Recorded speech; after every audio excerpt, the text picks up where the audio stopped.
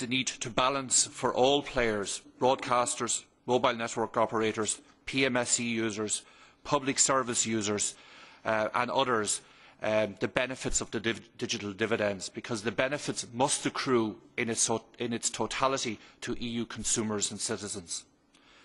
If I may then go on to speak about ambition, and this was also one of the core themes from yesterday. A number of stakeholders said that we need to be perhaps more ambitious in terms of our policy programme. In terms of setting that ambition, people reflected on the importance of setting the policy and strategy correctly first. And this was a point that I referred to myself yesterday, that management practice, best management practice, and this would include the management of radio spectrum, would make the point that establish the policy and strategy first and then apply the structure to it. Again, this was a theme that a number of stakeholders referred to in terms of the ambition for that policy and strategy, and perhaps it needs to be bolder. Some of the member states reflected on the need to orientate the conversation, perhaps at this time now, to a second sub-band within the digital dividend, particularly in relation to its importance to the EU for its digital media programme, and also recognising a theme that Philippe spoke about from the first workshop, which was that the region of Europe is competing in a global marketplace and that other regions are addressing this issue today. And perhaps we in Europe cannot afford to wait for a further 2 years before addressing some of the core issues that the full benefit of a full digital dividend can bring. Another point in relation to that area was the need for the EU to work in a coordinated way. Coordination the whole area of coordination perhaps means different things to different stakeholders. Fundamentally, at a radio spectrum policy group level, we are very conscious of the fact that economies of scale can be best achieved from a coordinated approach to the use of the digital dividend. However, we also need to be conscious that there is a coordination of a valuable resource between different stakeholders and users, both in terms of public service users of radio spectrum, broadcasting users of radio spectrum, and mobile network service users of radio spectrums, and also PMSE. So coordination needs to find the balance, pardon me, the correct balance of use for all of those stakeholders.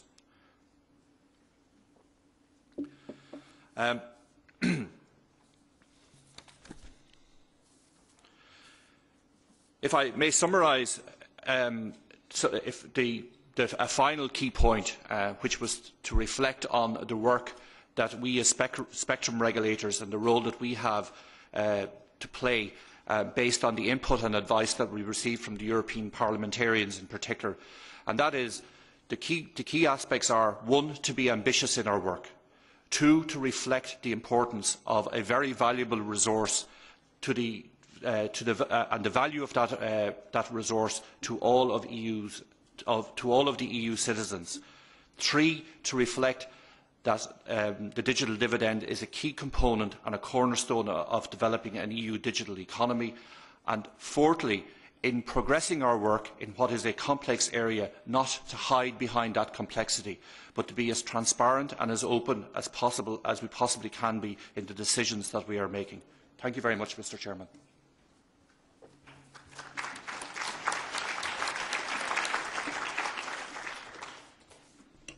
Thank you very much, Mr. Byrne. Now we go to the next three speakers. The first would be Mr. Roberto Viola, Mr. Lambert van Nistelrooy, and afterwards Mr. Vincent van Quickenborn. And just to prepare the member states, I will give you the opportunity afterwards to make your comments on what you have heard today, a short comment. So if you feel like the floor will be yours, and then we'll open the floor for a broader debate. And I would like to welcome Mr. Roberto Viola, who is the chairman of the Radio Spectrum Policy Group on the preparatory work for an opinion on the program. Mr. Viola, you need the slides and you're there. Thank you. The floor is yours. Thank you very much, Mr. Chairman, members of the European Parliament, Minister, Commissioner Cruz, ladies and gentlemen. Let me thank, on behalf of my colleagues of RSPG that are all present here, for this invitation. This is, for us, a very special opportunity. It is the first time after the reform of the telecommunication rules that RSPG is here in the Parliament. RSPG is a high-level advisory body, not only of the Commission, as it used to be, but after the reform of Parliament and Council. So for us this is really a special day, and I really thank Parliament and the Commission for having organised this event. And we have prepared very seriously for this event. We have met many times, and we are meeting, as Minister Rosperon has kindly recalled, we are meeting as an extraordinary meeting this afternoon to draw the conclusion from this summit, and hopefully to approve the draft opinion that will be then put on public consultation. So really I'm grateful for this opportunity. I promised to Commissioner Cruz that our work will not be a minimum common denominator, will not be, a work that will just look at compromising the words and having a text that will not represent a step forward. We are all committed, all the 27 EU regulators in spectrum, to deliver an opinion that could be a step forward. And that's why in my presentation I want to be very clear on what are the objectives of our opinion. It's still a draft, so allow me to disclose this in a gradual way. Today we are presenting the draft, we are hearing from you, and in April we will have our final opinion. Our opinion, if I can present it through slides, just to give you really, in a schematic form, how our opinion is made of. Our opinion is composed of three pillars.